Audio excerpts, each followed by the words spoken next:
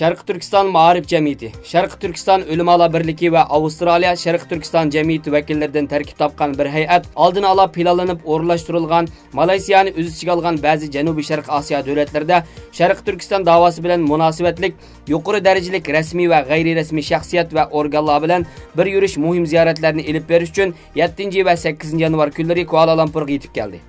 Avstraliyadan Malayziyaga 7-chilar berib kelgan ustoz Abdusalom Olim Malayziya TV3 kanalida Sharq Turkistonning vaziyatini kun tartibga keldi.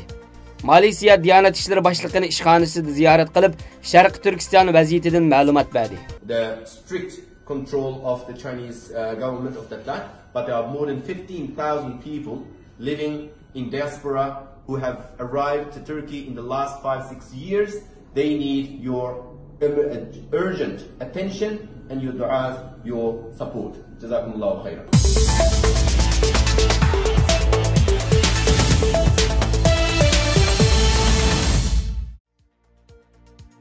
Bingtuan axborot vositalarining oshkorlashicha, Bingtuan islohotini cho'nqurlashtirish, Bingtuanni janubga qarab kengaytirish planining bir qismi ekan.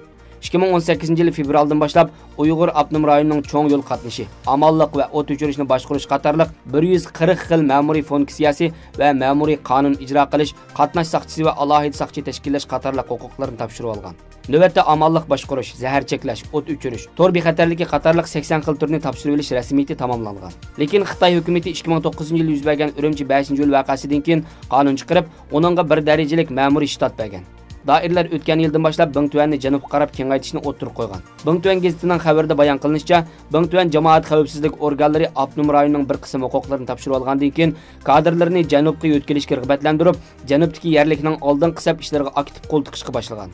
İşlep çıkarış qurilish Bingtuani 1954-yil qurilgan bo'lib, 1974-yili yerlikning ishlariga to'sqin bo'ldi degan sabab bilan tarqitib etilgan bo'lsa-mu, lekin 1980-yili asli keltirilgan. Bingtuan gazetining xabarida oshkorlanishicha, Bingtuanga qarashli 10 diviziya va shahar 25 bo'z yer o'zlashtirish rayoni jamoat xavfsizlik qatnash boshqarish ishlarini butunlay o'tkazib olib, o'z funksiyasini ijro qilmoqda ekan.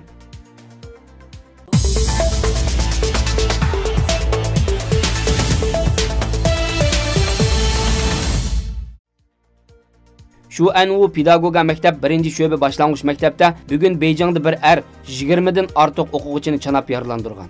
Jinoyatchi naq maydonda tutilgan. Yaralangan o'quvchilar doktorxonalarga elib berib jiddiy qutqizishdi ekan. Ahvolni bildirganlarning bildirishicha, Dilo sodir qilguvchi shu maktabning xizmatchisi bo'lib, sababsiz ishdan bo'shatilganlik uchun maktabga, jamiyatga, hukumatga bo'lgan noroziligini bildirish uchun qilganmish.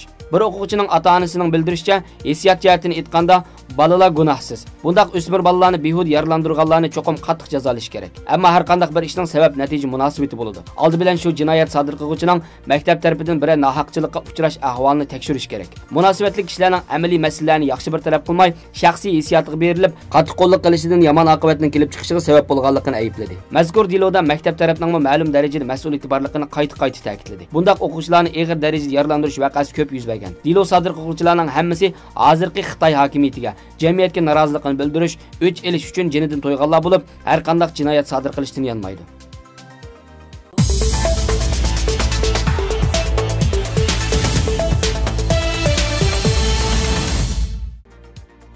Xitoy hukumatı dushanba kuni bayonot e'lon qilib, Birlashgan Davlatlar Tashkiloti amaldorlarining Uyg'ur avtonom rayonini ziyorat qilishiga yo'l qo'yishi mumkinligini, biroq ularning ma'lum rasmiyatlarga amal qilish kerakligini bildirgan. Birlashgan Davlatlar Kishilik huquq oliy komissari Michel Bachelet o'tgan yil dekabrda Uyg'ur avtonom rayonidagi lagerlarga doir xabarlardan qattiq andish qilayotganligini, lagerlarda tekshirish olib berishning yo'llarini izlayotganligini bildirgan edi. Xitoy Tashqi ishlar ministrligi bayonotchisi Lu Kang dushanba kunidagi muxbirlarni kutib olish yig'inida Xitoyning Birlashgan Davlatlar Tashkiloti mutaxassislarini Uyg'ur rayoniga taklif qilganligiga doir bir savolga javob berib, barliq taraflardan, jumladan Birlashgan Davlatlar Tashkilotining muvofiq ziyorat rasmiyatlariga amal qilsalar, ziyorat qilishini qarshi oladiganligini ta'kidlagan.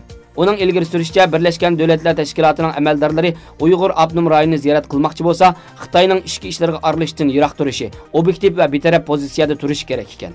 Xitoy hukumatı Uyg'ur rayonidagi lagerlarning kasbiy texnik tarbiyalash markazlari ekanligini ilgari sursimi, lekin hozirga qadar chet el kuzatchilarining lagerlarni tekshirish elib berishini izchil rad qilib kelgan edi. Ba'zi kishilik huquq tashkilotlarining ilgari surishicha, Xitoy hukumatı o'tgan yilning oxirlaridan boshlab Birlashgan Davlatlar Tashkilotining tekshirish elib berishiga qarata saxta maydon yasashdak ba'zi tayyorliklarni elib borgan. Bu tashkilotlar Xitoyning lagerlardagi bir qancha yuz ming Uyg'urni qamoq jazosiga hukm qilib, ishkir o'lkalardagi turmalarga o'tkazganligini, lagerlardagi yana bir qism Uyg'urlarni bo'lsa, texnika tarbiyalash markazlari nomidagi o'rinlarga va ishlab chiqarish bag'chisi degan nomda yangi qurilgan sanoat rayonlaridagi zavod korxonalarga majburiy o'rlashtirishga kirishganligini ilgari surgan.